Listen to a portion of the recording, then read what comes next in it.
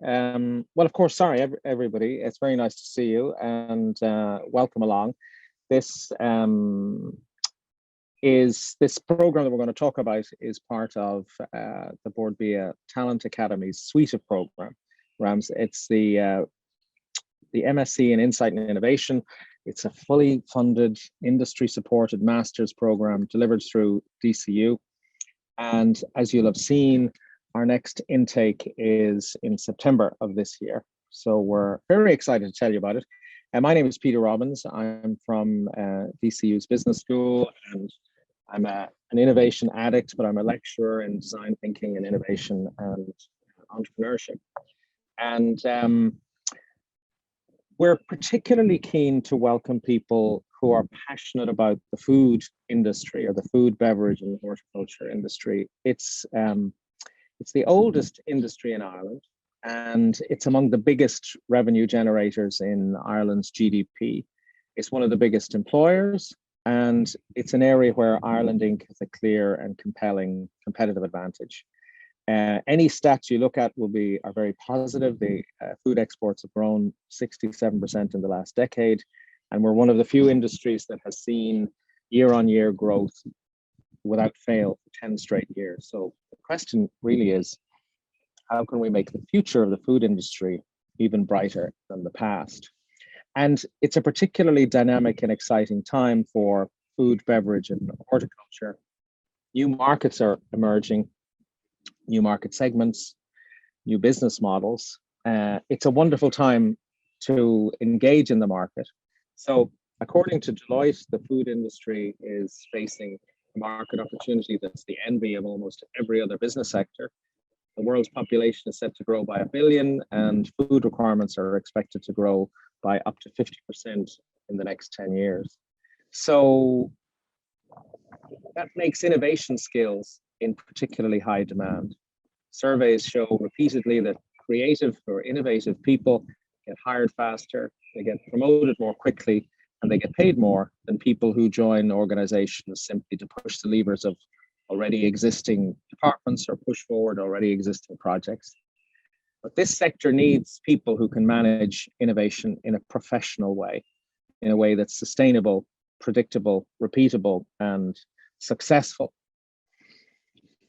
Within the EU, the food industry alone employs 4.5 million people, and it accounts for 300,000 small businesses. It's one of the largest manufacturing sectors in the EU.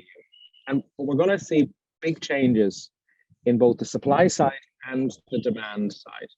The consumers' focus and quite right obsession with sustainability means that we're going to see more of a focus on regenerative farming. The EU's farm to fork strategy endorses that, and these things will become far more common.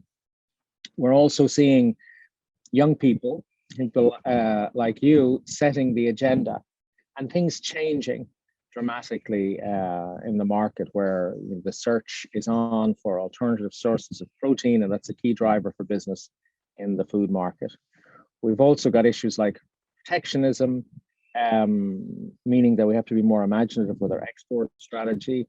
We've got more and more people living in cities, which has implications for portion size and need states and consumer segments and stuff. And then we've got the rise of wellness in food, the focus of healthier foods. We have companies working on the program who are looking at all sorts of additives that are going to enhance, bring foods into the wellness sector. And then all that, of course, is compounded by the changes of people's lifestyles and attitudes and behavior that have become evident through COVID. And while there is a huge swell of opportunity, overall in the world of innovation, the success rates are worryingly low, and failure is more common than success. And that's why we're working with Bord Bia, or they're working with us, because we want to make innovation predictable, repeatable, scalable, and professional, to take it beyond just one individual champion with a great new idea swimming against the tide to deliver something. We need to help businesses, company by company, embed leadership structures, networks, and innovation processes like design thinking. So overall, the goal of this program is to create a cohort of graduates who will champion insight-led innovation in a range of businesses and ultimately lead the success of the sector. But to tell you a little bit more about the structure of the program from Bord Bia's point of view, I'm delighted to welcome the Industry Talent Manager, Karen Colleton, who is joining us today after a particularly busy day to share with you what's involved. So Karen, you're very welcome, and just signal to me when you want to move the slides. Great, thanks Peter, and hello everyone, and thanks for joining us on today's webinar, especially in this lovely sunny weather, to discuss our MSc in Insights and Innovation in partnership with DCU Business School and Bord Bia. So as Peter said, I'm Karen and I'm the Industry Talent Manager for Bord Bia. And in my role, I manage our 5 MSc programs within the Bord Bia Talent Academy. You can go ahead, Peter. Firstly, in case anyone doesn't know who Bord Bia is or what we do, Bord Bia is the Irish Food Board, and we're a semi-state agency. So our role is to market and promote Irish food, drink and horticulture to customers worldwide on the basis of sustainability, traceability and quality. Bord Bia provides services and supports to the Irish food and drink industry across 4 key areas, which are reputation, insight, growth and talent. Bord Bia acts as a link between the Irish food, drink and horticulture suppliers and existing and potential customers throughout the world.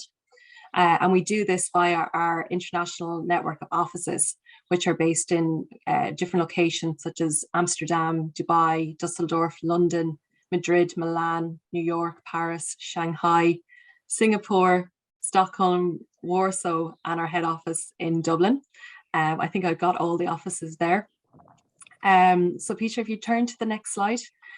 So with this, as I mentioned, one of our supports is talent. And the aim of the Talent Academy is to bring new talented people who are ambitious and want to make a real impact and change within the Irish food and drink industry, using their insight skills to make decisions about Irish food and drink products.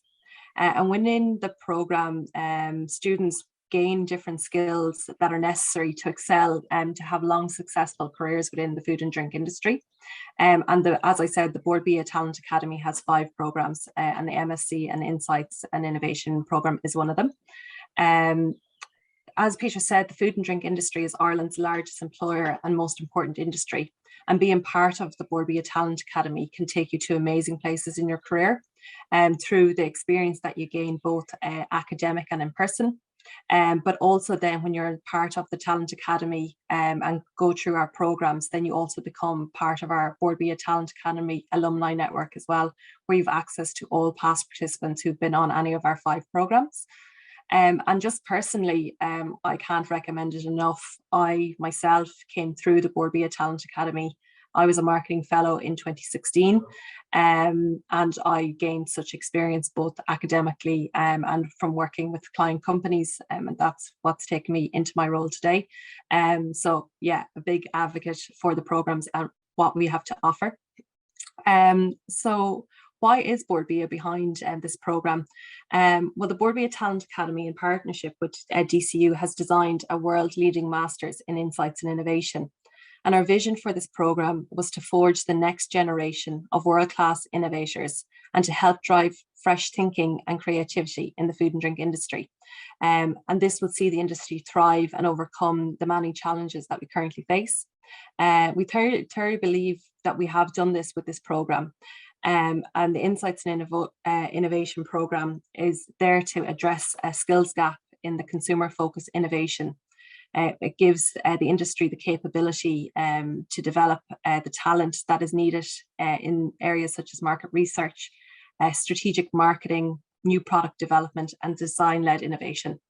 And within this program, students get to study modules with DCU Business School and then commence their 12-month work placement. And these are within an Irish food, drink or horticulture company working on an Insights and Innovation project. So Peter, if you want to turn over. So our previous students have been placed in some of Ireland's leading food, drink and horticulture companies, where they've used their innovation skills to drive insight-led growth for the companies and make a real difference to throughout the wider organisation. As you can see from the map, we've placed in the above host companies. A lot of them focused on some of our bigger sectors, which is meat and dairy. Companies have included Keypack, Glanbia, Broderick's, Heineken, to name a few. And the students have been placed directly in these companies working on insights and innovation briefs. So the placements really focus on live projects these companies are working on, and the students get a hand-on approach and get to have live learning experiences. And from our host organization's point of view, the feedback we have received on these programs have been of extreme value to the companies. Hosting insights and innovations placements have brought fresh perspectives, an overall improvement in the innovation process, and new products being launched. So you can see the fantastic first-hand practical experience you get from being on the program, both academically and what you learn in person as well. And then you also get placed within fantastic Irish food, drink and horticulture companies. So Peter, if you want to turn over to the next slide. So the ideal candidates that we're looking for is for someone who has a minimum of 3 years work experience, ideally in food, drink or innovation sectors. You'd also need to be eligible to work and study in Ireland. We'd love to see a clear desire to establish a career post the programme within the food, drink or horticulture sector. And the programme, as I said, is an 18-month programme. So you have to have a willingness to commit to that time frame.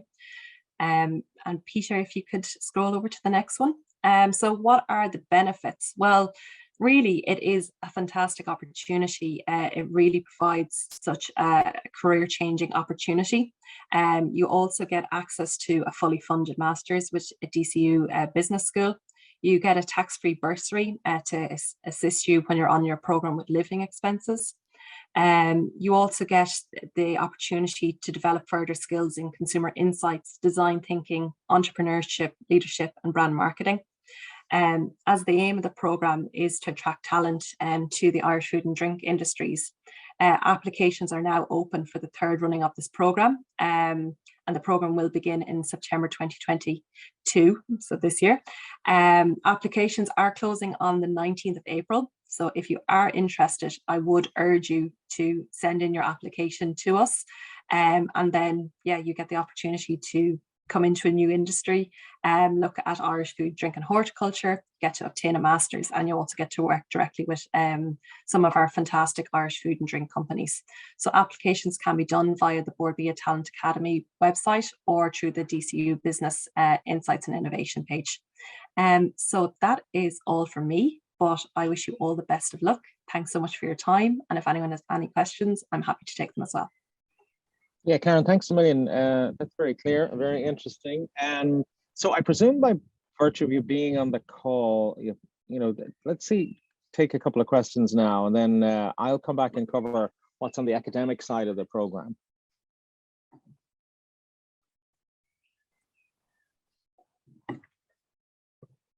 I must have been very clear on the Bord Bia side. But I'll be staying on the call if anyone has any questions now. I'm happy to take them, or I'm happy to take them at the end as well. I think Nicole has a question. Nicole. Hi guys, how are you doing? So I think this is a great course. It's actually something right now. I'm currently studying a course in food innovation and entrepreneurship.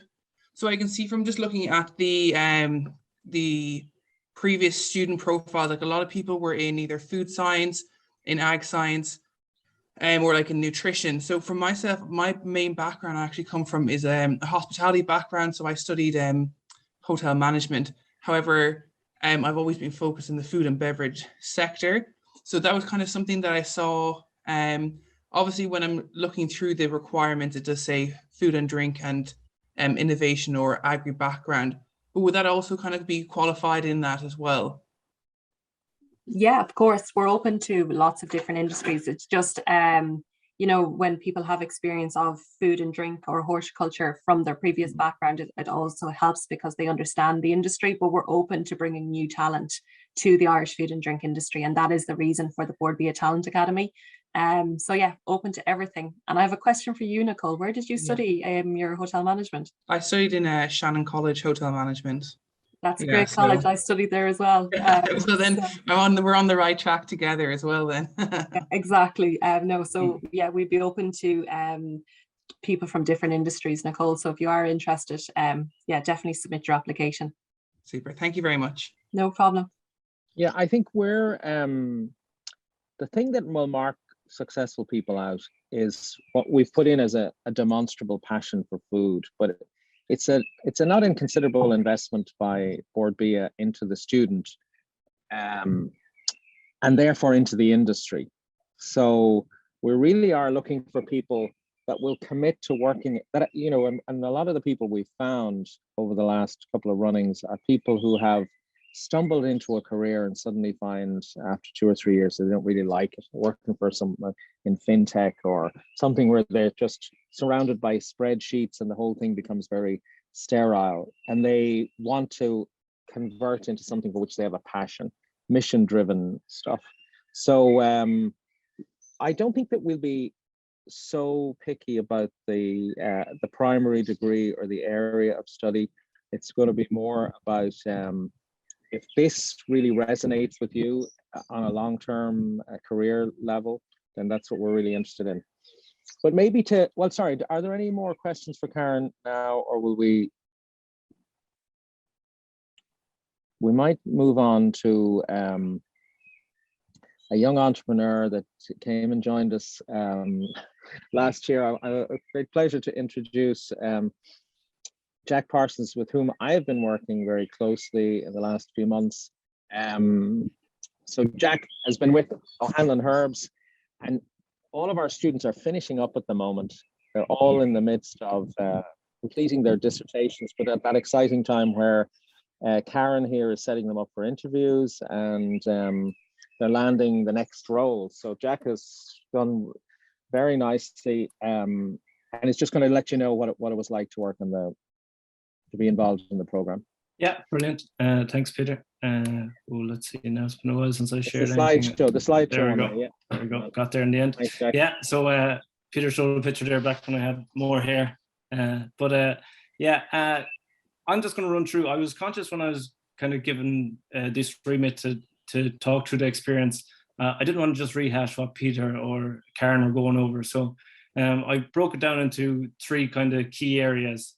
And I'll try and do it from the perspective of a student. So the 3 things I picked out that I would like to know was obviously a bit more about the course, what's involved, the placement itself.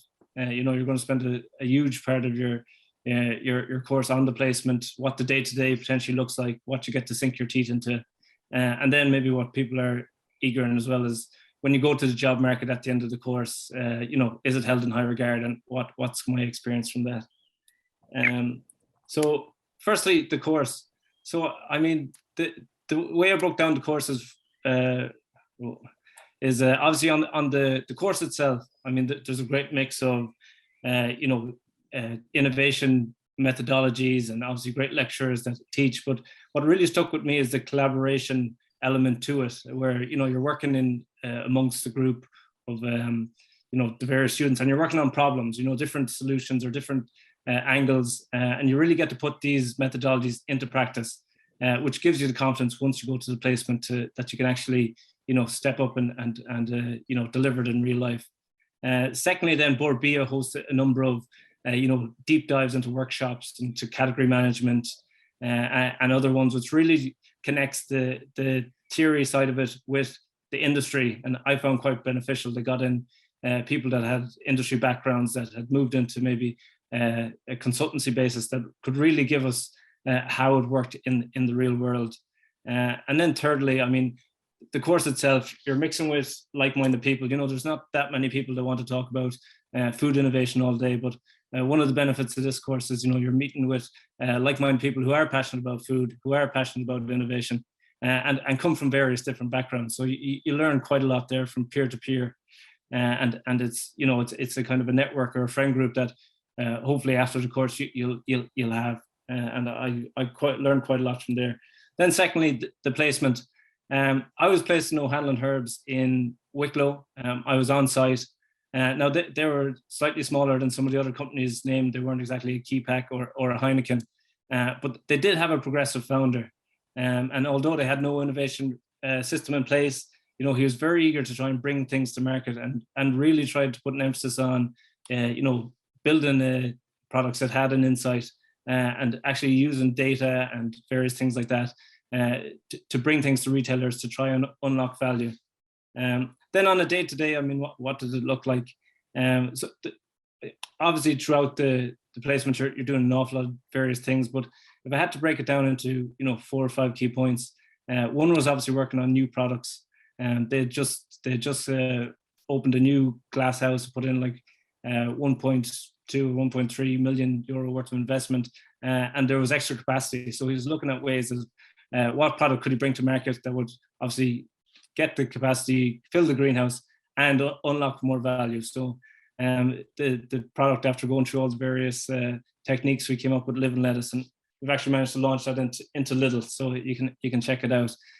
Some of the other ones were looking at NPD across other markets. One of the unique things about herbs is where they're produced tends to be where they're sold. There's not an awful lot of export due to the short shelf life. So we can look at other markets and get inspiration, and potentially reach out and talk to industry leaders.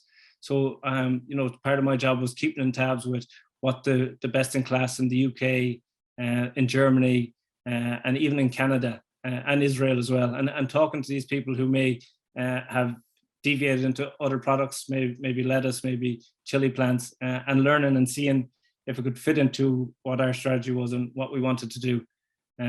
And then thirdly, the founder, Tom, was very eager to learn more about vertical farming, and obviously he was busy in the day-to-day. So one of my remits was to put together a brief that looked at vertical farming, was it a viable method? Was it just kind of highly financed companies? Was there any viability there? And could we work it into potentially one element of our process, maybe for the seeding or to keep an eye on it. So that was a good body of work that we managed to do. Then one of the highlights was, if I was sitting here last year, I wouldn't think that I'd gone to the Live and Lettuce convention, but there was a 3-day convention in Amsterdam. So I got sent over there with our head grower, and it really just, we got to look under the hood of the best of horticulture in the Netherlands. Obviously, they're so far ahead, but we had a look at some vertical farming, the advances in LED light, how you change the light, at different elements of the growing cycle. And it was a great opportunity to network with other growers in a variety of other countries. So, I mean, even within the placement, there's the chance there that I know I wasn't the only student that got sent abroad to various conventions. So, there's plenty of opportunity there to travel and maybe see innovation up close and personal. Then finally getting a job. So as Peter said, the course come to an end, and I have experience of this rather recently. So what the key points I took out of it was, it gives you a level of confidence when you're going in. People are obviously see the innovation, see the Bord Bia, and when they bring up elements like stage gate or design thinking, you have the confidence that you've learned about it, you've implemented it. And you can talk the talk, and you have proof there that you've walked the walk. When you go into these interviews, I mean, the innovation is a key metric for all companies. I've just started as a category executive in Britvic, and I'd say a day doesn't go by where I don't have a meeting that has some element of innovation, whether it be looking at how past innovations have done, looking at areas for growth in the market where we need to move into and potentially get in, and then obviously, you're constantly working with projects on stage gate process, how you can move it along. And Karen touched on it there. One of the big things as well is the Bord Bia network. So, there's I think 5 different courses in the Talent Academy. It's quite a few alumni at this stage, and the people are very open. I mean, I touched base with 1 or 2 of them when I was coming towards the end of this course to see, what's the best way of going about getting a job, and it really is a real thing, and it's something that I think if I didn't have the course, they wouldn't be quite as open, and I wouldn't get quite as far as I've got. But they're the three main elements I wanted to cover. And if anyone has any questions, please fire ahead. Yeah, sorry, thanks a million. I wasn't aware you'd had such a glamorous life at the lettuce convention. And but listen, you mentioned to me before, okay, about getting through to through to the interview or to the next level. Do you think if you didn't have this master's under your belt, you'd be making the 7-figure salary you have now? And yeah, well, I think they see it as, you know, Bord Bia DCU stamp of approval. So I mean, you know, you're obviously here with against, you know, loads of other quality applicants from various backgrounds. But when they kind of go through it and they see, you know, that you've been through a Bord Bia program and you've been hand selected by Bord Bia, and obviously the placement of being put in at the cutting edge of the company, you know, it probably opens the door. And then when it gets in, it probably gives you the confidence that, you know, you've actually managed to do it, you have experience in it, and you've got real world examples, you know, whether it be starting to set up an innovation capacity within a company or being part of a team. So I don't think I would have got the job without the master's is the short answer. Yeah. Great. So it sounds great. Well, look, anybody else, any questions for Jack? He's just about to submit he's in the eye of the storm, just about to submit his dissertation. So this is the perfect time to ask him. Oh, sorry. Hi, Adam. Hi.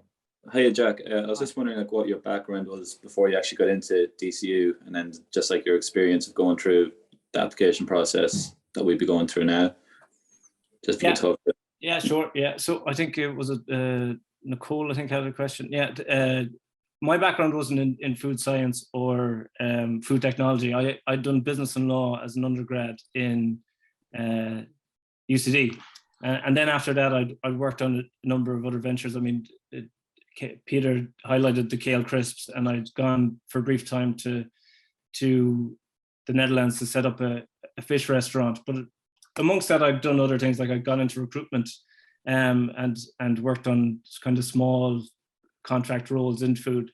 But I think the main thing that will come across, obviously you need, you know, the right CV to get in the door, but getting across the passion, like Peter said, of wanting to be involved and wanting to stay in food, and the eagerness to learn and you know, progress, I think are probably the most important factors when you're going through the process. Thanks, Jack. Thanks. Thanks, Jack. Anybody else, any questions? If not, I might just resume and just remind you of Jack's great track record of entrepreneurship, which I think has stood him in great stead in the industry. So let's just talk for a minute about the structure of the program and the sort of stuff that you learn. I mean, we've got a number of modules around the principles of both management, strategy, leadership, and innovation. At the heart of the Bord Bia strategy is this capacity to seize or capture value, to create value, to scan the horizon for opportunities, and to be able to both create and capture the value.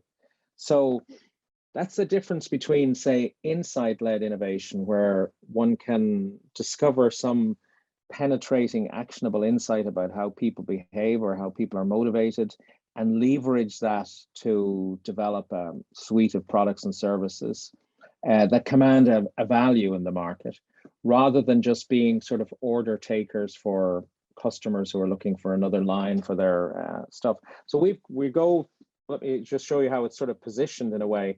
When you learn a bit about innovation, you discover this sort of innovation value chain, and it's essentially, research demonstrates that in every innovation project follows a certain pathway. In general, there's the generation of novel original ideas, that process for searching for something that is exciting, differentiating, compelling, and that resonates with consumers.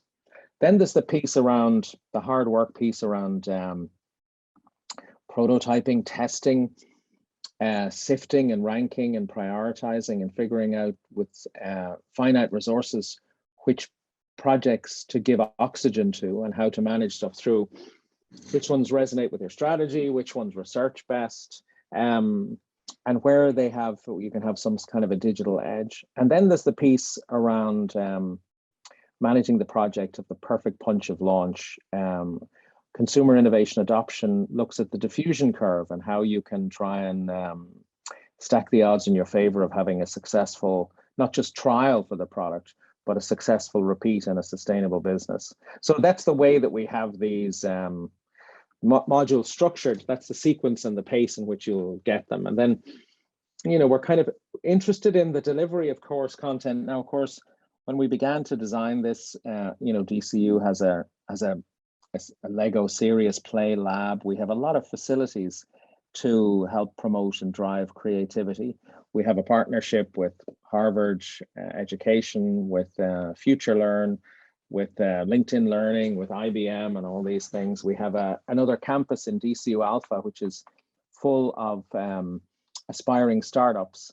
And we have Talent Garden, which is the kind of a co-working space that from an Italian, a very stylish Italian co-working space. So we will be leveraging all of these. We didn't get to leverage them with the sort of intensity we hoped the last time because of COVID, etc. And so, but one of the hallmarks of the program will be creativity in the design and delivery.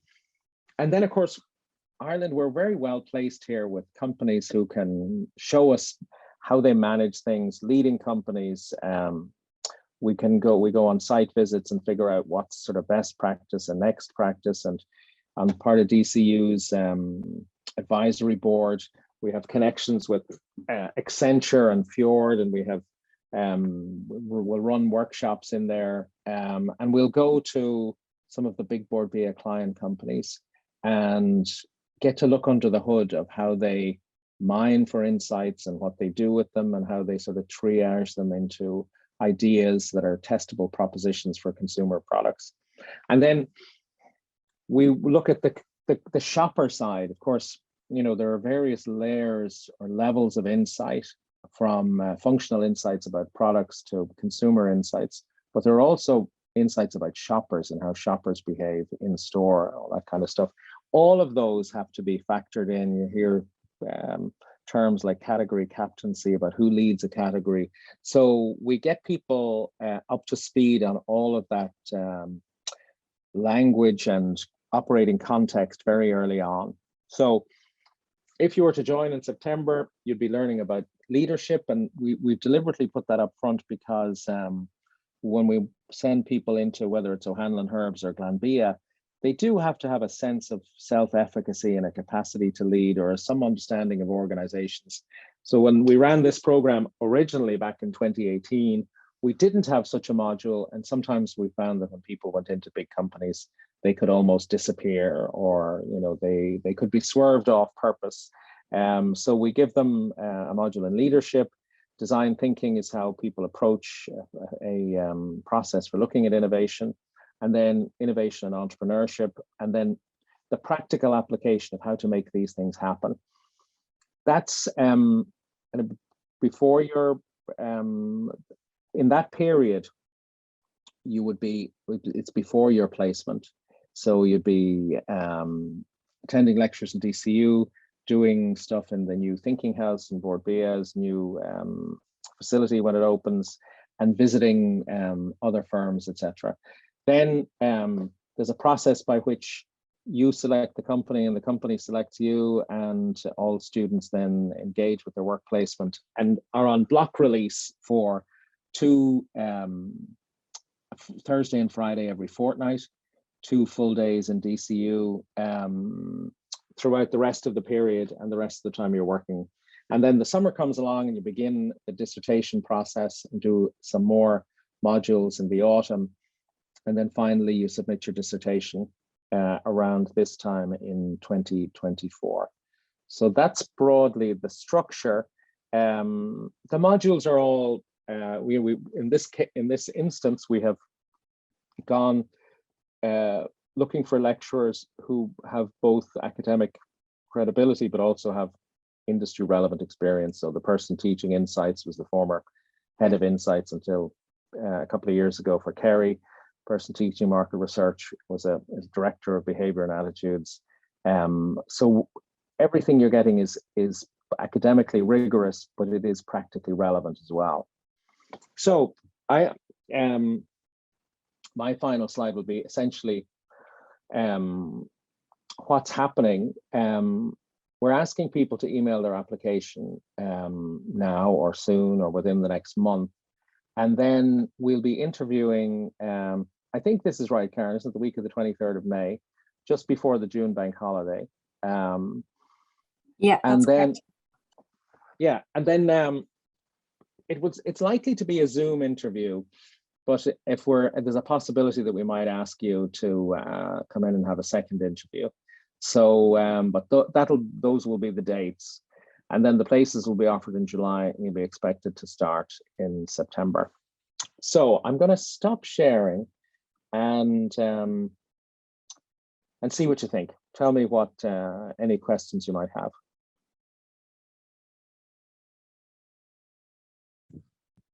Brian, hi. Hiya, Peter. How are you? Thanks very Hi. much for that, and thanks Karen and Jack as well for the good presentations. There's obviously a heavy focus on entrepreneurship and innovation leadership. I was just wondering, Peter, is the program itself, is it catered for or friendly for people who are actively practicing at the moment, or is it more kind of built at people looking towards it later in their career? For example, if you're building up a business at the moment or running it at the moment, would it be friendly towards that? Well, that is a good question, Brian. Now, I think that would have to be on a case-by-case basis with Bord Bia. If you're building a brand that's going to, create employment in Ireland and export food abroad, I imagine there'd be an openness to it. But that's probably one. Any ideas, Karen? I was just thinking of that one. Yeah, no, I don't have anything else really to add, Peter. If it's something that's scaling, I think there would be an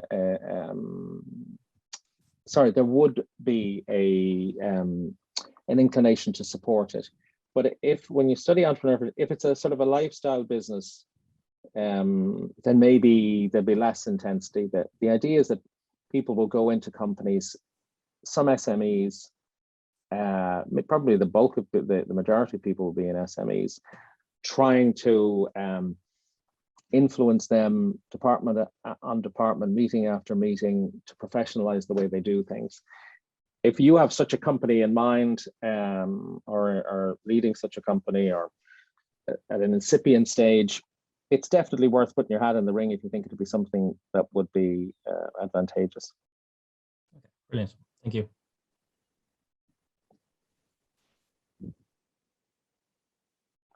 Now, anyone else? Hi, Peter. This is Yash this side. Sorry, I was Hi. unable to raise my hand, so directly dropped in. Hi, Yash. I hope you're doing good. Thanks for the session. It was really insightful. I think we are talking after 2 years, so I'm pretty sure you might not recollect me, but so glad to see you well. I just had a quick question around the program that since I'm not based in Ireland, will that be of criteria which could hamper my applications, or are you just considering folks from Ireland, because I plan to move there? Well, the program is open to non-Irish nationals. We have somebody graduating in this cohort. I suppose the investment from Bord Bia is indicative of a desire to see a commitment for somebody to play a role in an Irish firm over a sustained period of time, building Irish innovation, therefore building Irish exports and building Irish equity in firms. So I suppose the answer to the question was, if you were thinking of doing it and then returning to a non-Irish firm or non-food firm, then the application is unlikely to be successful. But if you had an intention to become part of the Irish industry and contribute to it in the way that I've described, then I think not being an Irish national would not be a barrier. Thank you so much. This really answers my questions. So yes, I'm looking for a longer horizon and long-term support to the Irish food and beverages industry. So we'll shoot my application with confidence now. Great, thank you, Yash. Thanks for your time. Now, anybody else? So the people who have been kind enough to put their cameras on, Mark or Sinead, anybody, have you any questions?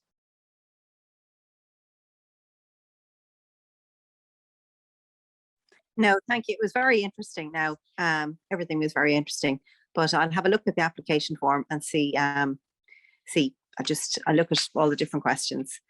So my background would be more in education, but I am very interested in innovation and creativity and thinking and how to promote and get ideas off the ground. And I've always done that. I teach home economics, but I've always done that as I've been teaching, and I've had my own food business as well. So that's my background. Okay, thank you. It was very intriguing. interesting. Thank you, Sinead. Thank you.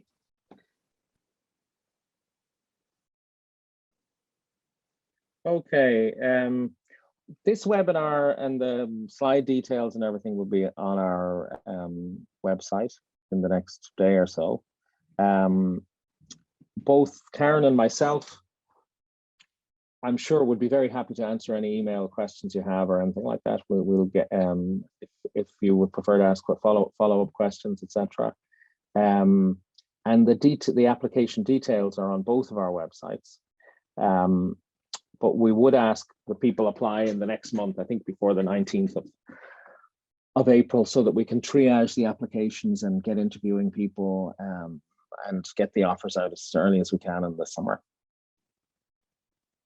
So listen, thank you very much indeed for your great intense attention, and I want to thank Karen for joining us, and really want to thank Jack, because we have him very busy at the moment, so that was very decent of you to take a time out, and also very thoughtful the way you structured the thing into the three areas that so that I think that was very helpful. So thanks a million, Jack.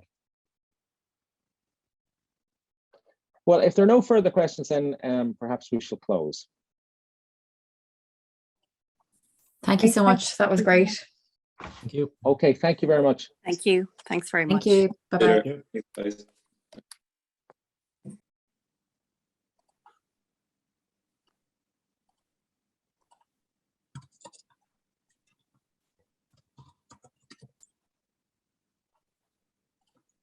Hey, Karen, I told you I'd get you up by when it'll be still daylight. Yeah, it's lovely, isn't it? So nice. Sorry,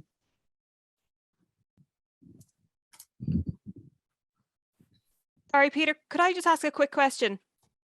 Yeah. It's yes, Sabrina hi, here. Yeah, hi, Hi. sorry. I just wanted to ask a quick question about the placements.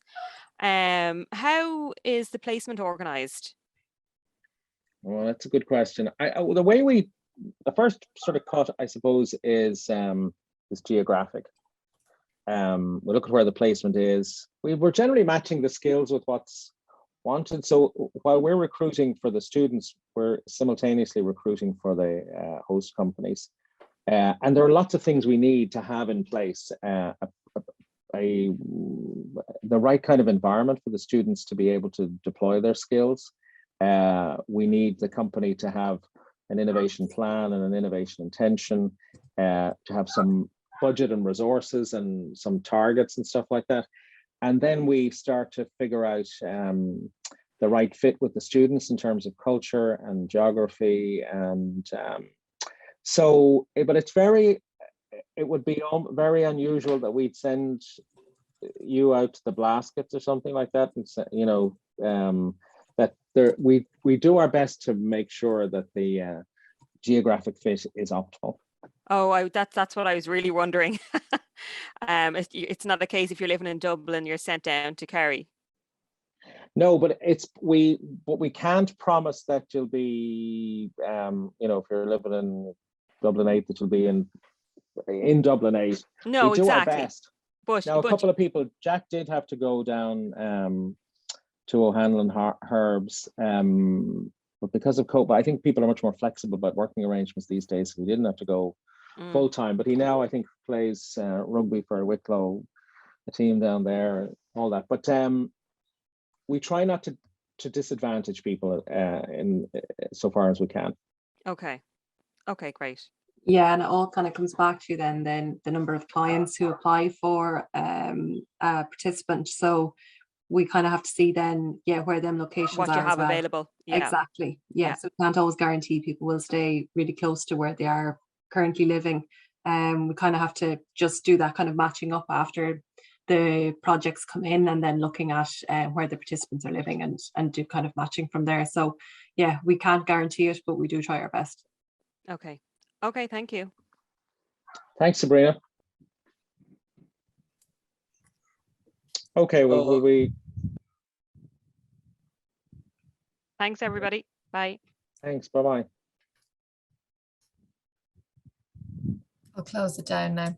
We'll close it down. Okay. Well, That listen, was thanks great. everybody. Thanks a lot for that. Great. Thank you, Thanks, everyone. I hope you have a great evening. Yeah, you too. See ya. See you later. Bye. Bye.